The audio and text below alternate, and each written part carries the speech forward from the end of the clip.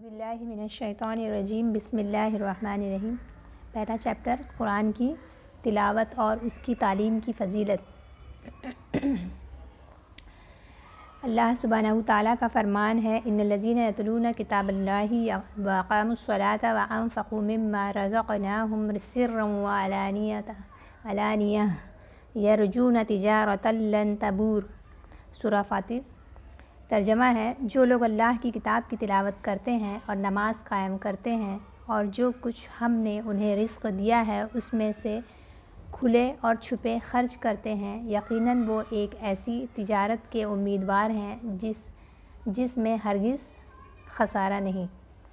تو اس آیت میں ایک کویشچن بن سکتا ہے کہ جو لوگ، اس میں جو اسٹرائکنگ بات ہے، جو مین بات ہے وہ یہ ہے کہ جو لوگ اللہ کی کتاب کی تلاوت کرتے ہیں، اور پھر جو لاسٹ لائن ہے کہ وہ ایک ایسی تجارت کے امیدوار ہیں جس میں ہرگز خسارہ نہیں ہے، یعنی کتاب کی تلاوت کی جو فائدے ہیں اس کی طرف اشارہ ہے اس آیت میں، اور باقی جو رزق سے خرچ کرنے کا معاملہ ہے اس پہ ہمارا فوکس نہیں ہے، ہمارا لیسن جو ہے تجوید پہ ہے۔ اس لیے اس آیت میں یہ کویشچن بن سکتا ہے کہ اللہ کی کتاب کی تلاوت کرنے والوں کی فضیلت کیا ہے کہ جو وہ اللہ کے ساتھ تجارت کر رہے ہیں، اور کیسی تجارت ہے کہ جس میں نقصان نہیں ہو سکتا۔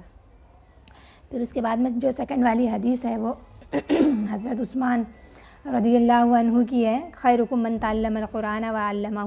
تم میں سب سے بہترین وہ لوگ ہیں جو قرآن سیکھتے اور سکھاتے ہیں۔ تو یہ کویشچن بہت بار آ چکا ہے، تو آتا ہے یہ اس کا یا تو آیت ڈال دیں گے، اس کا ترجمہ 2-3 رانگ رائٹ آپشنز ڈال دیتے ہیں، اور اس میں سے آپ کو جو رائٹ ترجمہ ہے وہ چننا ہے۔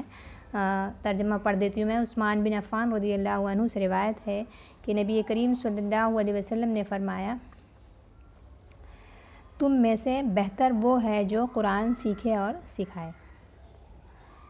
پھر تیسری والی حدیث ہے عائشہ رضی اللہ عنہ سے، میں اس کا ڈائریکٹ ترجمے پہ جاتی ہوں کہ عائشہ رضی اللہ عنہ سے مروی ہے کہ رسول اللہ صلی اللہ علیہ وسلم نے فرمایا، جو شخص قرآن پڑھتا ہے اور اس میں ماہر ہے، وہ شخص قرآن لکھنے والے معزز اور یہاں معزز ہونا چاہیے، معزز اور پاکیزہ فرشتوں کے ساتھ ہو۔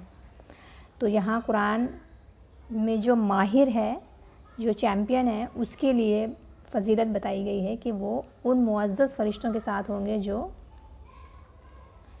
قرآن لکھنے والے معزز فرشتے ہیں۔ اور جو شخص قرآن مجید کو اٹک اٹک کر پڑھتا ہے، مشکل سے پڑھتا ہے، اس کے لیے دوہرا اجر ہے۔ تو اس والی حدیث میں 2 کویشچن بن سکتے ہیں کہ جو قرآن کا ماہر ہے، چیمپئن ہے، اس کے لیے کیا فضیلت آئی ہے کہ وہ قرآن لکھنے والے فرشتوں کے ساتھ میں ہوگا حشر کے میدان میں۔ اور دوسرا کویشچن یہ بن سکتا ہے اس میں کہ قرآن مجید کو جو لوگ اٹک اٹک کر پڑھتے ہیں ان کے لیے 2 گنا اجر ہے۔ پھر اس کے بعد میں پیج نمبر 3 پہ ہوں۔ اس حدیث مبارکہ میں ماہر قرآن سے مراد وہ قاری ہے جو قرآن کو تجوید کے ساتھ پڑھتا ہے۔ تو یہاں پہ تجوید سیکھنے کی امپورٹنس بتائی گئی ہے۔ یہ حدیث اس قاری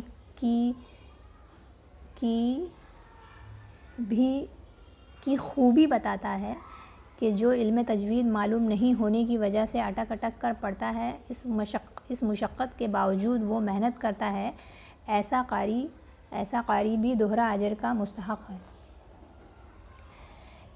ایک اس کی مشقت کی وجہ سے اور دوسرا پڑھنے کی وجہ سے، تو اس کو 2 نیکی کس وجہ سے، کس ریزن سے مل رہی ہے؟ ایک ریزن تو یہ ہے کہ وہ مشقت کر رہا ہے، تکلیف اٹھا رہا ہے کہ یہاں پہ فا ہے، فا پہ مجھے ہمس دینا ہے، یہاں قوف آ گیا، ایک ہیوی لیٹر ہے، تو یہاں مجھے زبان کی جڑ اٹھانا چاہیے۔ تو وہ مشقت کر رہا ہے، دھیان سے پڑھ رہا ہے، یہ نہیں کہ بس پڑھتے چلے جا رہے ہیں، بس ختم کرو، نماز ختم کرو، قرآن ختم کرو، رمضان ہے تو ایک قرآن ختم کرنا ہے، ویسے نہیں، تھوڑا ہی پڑھنا ہے لیکن اس کو تجوید کے ساتھ پڑھنا ہے۔ اور دوسرا والا اجر اس کو کیوں ملے گا؟ پڑھنے کا 2 ریزن بتائے گئے۔ اور اس حدیث میں جو سفرہ کا لفظ آیا ہے وہ ان فرشتوں کے لیے ہے جو اللہ کے رسولوں تک پہنچاتے ہیں، جو وہ فرشتے ہیں، ان فرشتوں کو سفرہ کہا جاتا ہے جو اللہ کی وحی کو اللہ کے رسولوں تک پہنچاتے ہیں۔ تو ایک کویشچن یہ بن سکتا ہے کہ سفرہ مطلب کیا؟ تو سفرہ مطلب کیا؟ وہ فرشتے جو وحی، اللہ تعالیٰ کی وحی ان رسولتوں کو لے جا کر پہنچاتے ہیں جہاں ان کو پہنچانا ہے۔ پھر اس کے بعد نیکسٹ ابن مسعود حضرت مسعود کی حدیث میں کیا ہے، میں ڈائریکٹ ترجمے پہ جا رہی ہوں۔ عبداللہ بن مسعود رضی اللہ عنہ سے روایت ہے کہ رسول اللہ صلی اللہ علیہ وسلم نے فرمایا، جس شخص نے کتاب اللہ کا ایک حرف پڑھا اس کے بدلے میں 1 نیکی شمار ہوتی ہے، اور ہر نیکی کے بدلے میں 10 گنا اجر ہے۔ میں یہ نہیں کہتا کہ الف لام میم ایک حرف ہے، بلکہ الف ایک حرف ہے، لام ایک حرف ہے اور میم ایک حرف ہے، یعنی الف لام پڑھنے میں 30 نیکی ملے گی۔ یہ حدیث ہمیں قرآن کی تلاوت کی ترغیب دیتی ہے، یعنی موٹیویٹ کرتی ہے، اور اس کے اجر سے آگاہ کرتی ہے، یعنی اس پر کتنا ثواب ہے اس کو انڈیکیٹ کرتی ہے۔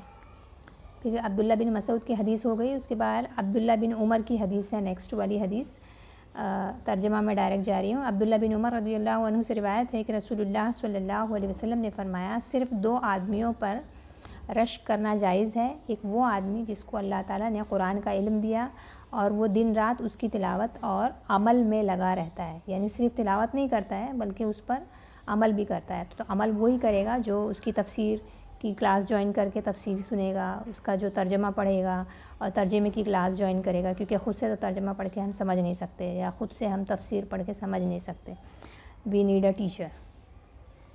یعنی قرآن کی صرف تلاوت ہی کافی نہیں ہے، کیونکہ اس حدیث میں جو لفظ آیا ہے فَهُوَ يَقُومُ بِهِ آنَاءَ اللَّيْلِ، تو وہ یقومو کا مطلب ہے صرف تلاوت کرنا نہیں ہوتا ہے، اس کے ساتھ میں اس پر عمل کرنا بھی ہے، دونوں میننگ آتا ہے اس میں۔ دوسرا وہ شخص ہے جو جس کو اللہ نے مال دیا اور وہ دن رات اس مال کو اللہ کی راہ میں خرچ کرتا ہے۔ تو یہاں اس حدیث میں 2 کویشچن بن سکتے ہیں کہ کون سے وہ 2 لوگ ہیں جن پر ہم رشک کر سکتے ہیں، اور ان دونوں کی کیا صفات ہیں۔ پھر پیج نمبر 4 پہ میں جا رہی ہوں۔ ان ابی امامہ یاہلی ہے رضی اللہ عنہ والی حدیث، میں ترجمے میں ہوں۔ ابی امامہ الیاہلی رضی اللہ عنہ کہتے ہیں کہ میں نے رسول اللہ صلی اللہ علیہ وسلم کو فرماتے ہوئے سنا، قرآن پڑھا کرو، وہ قیامت کے روز اپنے پڑھنے والے کے لیے سفارشی بن کر آئے گا۔ تو یہ کویشچن بھی کئی بار ایگزام میں پوچھ چکے ہیں۔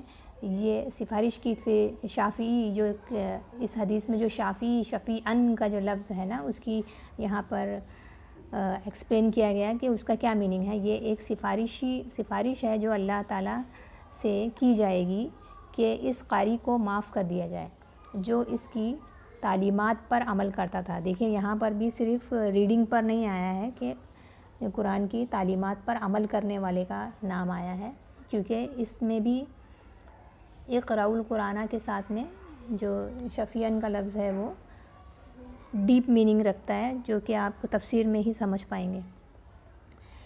تو قرآن پڑھ کر اس کی تعلیمات پر عمل کرنے والے کے لیے قرآن اس کی سفارش کرے گا۔ پھر روز قیامت قرآن کو قوت گویائی عطا کی جائے گی، یعنی اس کو بولنے کی طاقت دی جائے گی۔ وہ قاری جو اس کی تعلیمات پر عمل کرتا تھا، یعنی جو قاری اس کو پڑھ کر اس کی تعلیمات پر عمل کرتا تھا، اس کے لیے اس کا قرآن بولنے لگے گا، کے لیے گناہوں کی معافی کی درخواست کرے گا۔ اللہ سبحانہ و تعالیٰ کی اس کی سفارش کو قبول کریں گے۔ اس کی دلیل ہمیں دوسری احادیث سے ملتی ہے۔ پھر اس کے بعد نیکسٹ ٹاپک ہے سجدہ تلاوت کے بارے میں، چھوٹا سا ہے، اسی میں ایڈ کر دیتی ہوں۔ سجدہ تلاوت کرنے سے انسان اللہ سبحانہ و تعالیٰ کی اطاعت کرتا ہے اور شیطان کی مخالفت کرتا ہے۔ تو یہ کویشچن بھی ایک بن سکتا ہے یہاں پہ کہ سجدہ تلاوت کرنے سے انسان کیا کرتا ہے، ایک تو اللہ تعالیٰ کی اطاعت اور دوسرا مخالفت۔ ایک کویشچن یہاں سے بنتا ہے۔ رسول اللہ صلی اللہ علیہ وسلم نے فرمایا، جب آدم کا بیٹا سجدے کی آیت پڑھتا ہے اور پھر سجدہ کرتا ہے تو شیطان روتا ہوا ایک طرف ہو کر کہتا ہے کہ ہائے میری ہلاکت، تباہی اور بربادی۔ آدم کے بیٹے کو سجدے کا حکم دیا گیا، اس نے سجدہ کیا، اس کے لیے جنت ہے، اور مجھے سجدے کا حکم دیا گیا، میں نے نافرمانی کی اور میرے لیے آگ ہے۔ پھر سجدہ تلاوت کے کتنے ارکان ہیں؟ 3 ارکان ہیں۔ یہ کویشچن بھی ایگزام میں آتا ہے۔ نیت ہے، سب سے پہلے تو نیت کرنا ہے، اور نیت صرف زبان سے نہیں کرنی ہے، صرف دل میں نیت کرنی ہے، کیونکہ اس کی نیت جو ہے، اس کی نیت کے کوئی الفاظ حدیث میں ثابت نہیں ہیں۔ پھر تکبیر، سجدے میں جانے سے پہلے اللہ اکبر کہنا اور سجدہ کرنا، اور صرف ایک ہی سجدہ ہے، سجدہ تلاوت میں ایک ہی سجدہ ہوتا ہے۔ اور رسول اللہ صلی اللہ علیہ وسلم سجدے کی آیت تلاوت فرماتے اور پھر سجدے میں یہ دعا پڑھتے تھے: سجد وجہی للذی خلقہ وشق سمعہ وبصرہ وبحولہ وقوتہ فتبارک اللہ احسن الخالقین۔ ترجمہ: میرے چہرے نے اس ہستی کو سجدہ کیا جس نے اپنی قدرت اور طاقت سے اس چہرے کو بنایا، کان بنائے، آنکھیں بنائیں، تو بہت بابرکت ہے اللہ جو سب سے بہترین تخلیق کرنے والا ہے۔ السلام علیکم ورحمۃ اللہ وبرکاتہ۔ قرآن پڑھنے کے آداب۔ بسم اللہ الرحمن الرحیم۔ باطنی آداب ہے پہلے۔ لفظوں کی اصل کا سمجھنا۔ یہ قرآن کے الفاظ کی عظمت اور اللہ تعالیٰ کی فیاضی کی دلیل ہے جب وہ اپنی مخلوق سے اس کلام کے ذریعے خطاب فرماتا ہے۔ تو قرآن کیا ہے؟ اللہ کا بندے سے کلام کرنا، بات چیت کرنا، اور یہ سمجھ کر ہم کو قرآن پڑھنا چاہیے اور نماز پڑھنی چاہیے۔ یہاں اس اے پوائنٹ میں یہ بات بتائی جا رہی ہے۔ پھر بی پوائنٹ ہے عظمت۔ دل میں قرآن کی عظمت اور اس بات کا احساس ہو کہ یہ کلام کسی مخلوق کا نہیں ہے، اس احساس کے ساتھ خالص اللہ عز و جل کی صفات پر غور کرنا۔ تو جب کنسنٹریشن رہے گا تبھی انسان اللہ تعالیٰ کی صفات پر غور کرے گا۔ جیسے تلاوت کرتے وقت حکیم لفظ آ گیا تو سوچنا کہ وہ دا موسٹ انٹیلیجنٹ، اور علیم آ گیا، علیم کا لفظ آ گیا تو سوچنا ہے کہ وہ سب سے زیادہ علم رکھنے والا، ہر بات کا جاننے والا ہے۔ پھر سی ہے دل کا حاضر ہونا، حضور قلب۔ قرآن پڑھتے وقت تمام دوسرے خیالات کو دل سے نکال کر پوری توجہ سے قرآن پڑھنا، اس سے دل میں کلام کی عظمت مزید بڑھ جاتی ہے۔ یہ بھی باطنی آداب میں سے ہے۔ پھر ڈی ہے قرآن کے معنی کو سمجھنا۔ تو معنی کو سمجھنے کے لیے عربک کا جو لفظ ہے وہ ہے التفہیم۔ یہ باب تفعیل سے ہے، اور فہم یفہم تفہیما، اور تفہیم ہوتا گریجولی آتا ہے، یہ ایک جھٹکے میں نہیں آتا ہے، یعنی اسٹیپ بائی اسٹیپ۔ جیسے ایک ایک لیسن ہم اسٹیپ بائی اسٹیپ پڑھتے جاتے ہیں تو پھر آہستہ آہستہ ہمارا گریجولی درجہ بدرجہ جیسے علم بڑھتا ہے، فہم بڑھتا ہے، اس کو تفہیم کہتے ہیں۔ تو مراد یہ ہے کہ آدمی ہر آیت کو صحیح طور پر سمجھے۔ سمجھنے کا مطلب ہے تفہیم، اور وہ ایک جھٹکے میں، ایک سیکنڈ میں نہیں سمجھ میں آتا ہے۔ آدمی کا عمل اور رد عمل خلوص دل کے ساتھ اس کے مطابق ہو، سمجھنے کے بعد میں اس میں پھر دل اس میں حاضر رہے، ہمارا عمل اس میں رد عمل یعنی اس کا ریاکشن، سمجھنے کے بعد میں ریاکشن اس کے مطابق ہو کہ اللہ تعالیٰ ہم سے کیا چاہتا ہے۔ پھر ای پوائنٹ ہے، یہ تو تفہیم کی تعریف ہو گئی تھی کہ سمجھنا، تفہیم یعنی سمجھنا۔ پھر ای میں ہے قرآن کے معنی پر تدبر کرنا۔ تفہیم اور تدبر میں بہت کنفیوژن ہوتا ہے۔ تدبر جو ہے وہ باب تفاعل سے ہے، اور وہ سیلف کنٹمپلیشن ہوتا ہے کہ اپنے آپ پر کوشش کرنا۔ تو کوشش کس ڈائریکشن میں ہوگی وہ اس کا ایکسپلینیشن پڑھنے سے سمجھ میں آئے گا۔ کسی عبادت کو سمجھے بغیر کرنا یا قرآن کے معنی پر تدبر کیے بغیر پڑھنے سے نیکی کا اصل مقصد حاصل نہیں ہوتا۔ قرآن کے نزول کا مقصد ہدایت ہے، یہ تب حاصل ہوگا جب قرآن کو سمجھ کر پڑھا جائے۔ تدبر، تفسیر کی مدد سے قرآن کے ہر لفظ کے معنی کو سمجھ کر پھر آیتوں کو سمجھیں، ان کے مطابق اپنے آپ کو ڈھالیں۔ معنی کو سمجھنا اور اس کی اہمیت جاننا، اس کے بعد غور و فکر کرنا تدبر میں شامل ہے۔ تو تفسیر جو ہے یہ دونوں ڈیفینیشن میں ہے، یہ تدبر میں بھی آیا ہے اور تفہیم میں بھی ہے تفسیر کا لفظ، اور ہدایت حاصل کرنا یہ ورڈ بھی دونوں میں آیا ہے، یعنی تفہیم کے ڈیفینیشن میں بھی ہدایت حاصل کرنا آیا ہے اور تدبر میں بھی آیا ہے۔ تو ان دونوں ورڈ سے کنفیوز نہیں ہونا ہے، جو اس کا اصل میننگ ہے اس کو سمجھنا ہے کہ تفہیم کا مطلب ہوتا ہے جسٹ ٹو انڈرسٹینڈ، تفسیر کی مدد سے، معنی کی مدد سے، ترجمے کی مدد سے اور سمجھ کے ہدایت حاصل کرنا۔ لیکن اس کے آگے کا جو اسٹیپ ہے وہ ہے تدبر، غور و فکر کرنا کہ اب مجھے کیا کرنا ہے آگے اس کے۔ پھر ایف پوائنٹ ہے پیج نمبر تو اس میں کچھ دیا نہیں ہے، تخصیص یعنی خاص سے بنا ہے، یہ بھی باب تفعیل سے ہے، خصص یخص تخصیصاً اور خاص کرنا۔ قرآن پڑھتے وقت آدمی محسوس کرے کہ ہر پیغام خاص اسی کے لیے ہے، تو اس کو انڈر لائن کر لیجئے کہ جب ہم اپنے آپ کے لیے سوچیں کہ یہ آیت میرے ہی لیے ہے تو پھر انسان کے دل میں ڈر اور خوف پیدا ہوگا۔ جب کسی آیت میں ایمان والوں یا کافروں کی صفت آئے تو اس میں اپنے آپ کو تلاش کریں، کیا یہ صفت میرے اندر موجود ہے یا نہیں ہے، میں کس گروپ میں شامل ہوں۔ یہ قرآن میں ظالموں جب قرآن میں ظالموں یا گناہگاروں کا تذکرہ ہو تو قرآن کے مطابق اپنی اصلاح کیجیے۔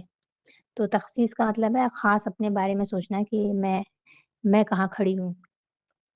پھر اس کے بعد نیکسٹ ٹاپک ہے تفہیم اور تدبر میں کیا فرق ہے۔ تفہیم یعنی الفاظ کے معنی اور آیتوں کو تفسیر کی روشنی میں سمجھنا، یعنی کہ تفہیم میں بھی تفسیر ہے، اس لیے کنفیوز نہیں ہونا ہے، جس سے آپ کو قرآن سمجھ میں آئے، اس کے ذریعے اپنی زندگی میں ہدایت حاصل کرنا۔ تو ہدایت حاصل کرنا جو ہے وہ دونوں میں ہے، تفہیم میں بھی ہے، تدبر میں بھی ہے، لیکن ہدایت حاصل کرنے پہ رک گئے ہیں۔ اب تدبر کی ڈیفینیشن ہے یعنی اللہ سبحانہ وتعالیٰ کے الفاظ اور آیتوں کو تفسیر کے مطابق سمجھ لینے کے بعد ان کی اہمیت اور فائدوں پر غور و فکر کرنا، ان کے مطابق اپنا جائزہ لینا، یہ تدبر کہلاتا ہے۔ مثال کے طور پر ایک آیت ہے وَمَن یُطِعِ اللَّهَ وَرَسُولَهُ فَقَدْ فَازَ فَوْزًا عَظِیمًا، جو شخص اللہ اور اس کے رسول کی اطاعت کرے اس نے بڑی کامیابی حاصل کی۔ اس آیت میں یہ بیان کیا جا رہا ہے کہ جو اللہ سبحانہ وتعالیٰ اور رسول اللہ صلی اللہ علیہ وسلم کی اطاعت کرے گا دراصل وہ کامیاب ہے، یعنی وہ دوزخ سے بچ جائے گا اور جنت میں داخل کیا جائے گا۔ اس طرح ہم نے آیت کے معنی سمجھ لیے، یہ بھی جان لیا کہ اللہ سبحانہ وتعالیٰ کا ہم سے کیا مطالبہ ہے، یہ تفہیم کہلاتا ہے، یعنی اس کی تفسیر اور اس کے ترجمے سے ہم کو صرف ابھی فہم ملا ہے۔ اب دیکھتے ہیں تدبر کیا ہے۔ آپ کو اپنے آپ سے کچھ اس طرح سے سوالات کرنا ہے جیسے کیا میں اللہ سبحانہ وتعالیٰ اور رسول اللہ صلی اللہ علیہ وسلم کی اطاعت کر رہی ہوں، میں کس طرح ان کی اطاعت کر سکتی ہوں، کیا میں اللہ سبحانہ وتعالیٰ کی مکمل اطاعت کرتی ہوں یا صرف کچھ معاملوں میں، کیا میں رسول اللہ صلی اللہ علیہ وسلم کی سنتوں پر عمل کرتی ہوں۔ اس تدبر کے بعد عمل کا مرحلہ آتا ہے، یہ بہت امپورٹنٹ ہے،